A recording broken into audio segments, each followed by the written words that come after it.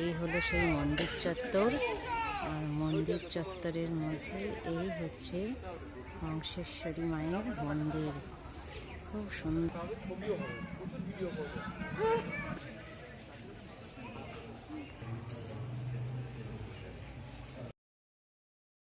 প্রত্যেকটা চূড়া পদ্মের কুঁড়ি।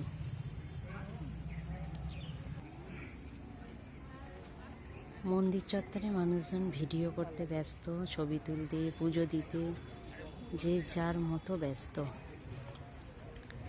এই মন্দিরের ঠিক পাশেই রয়েছে আর একটা টেরাকোটার মন্দির, খুব সুন্দর। সকালে রোদ পড়ে মন্দির ঝলমল করছে। হংসেশ্বরী মায়ের মন্দিরের সামনে দাঁড়িয়ে আছে, পুজো দেওয়া হয়ে গেছে। আস্তে আস্তে মন্দিরে মানুষজনের ভিড় বাড়ছে, বেলা বাড়ছে, মানুষজনের ভিড় বাড়ছে মন্দিরে।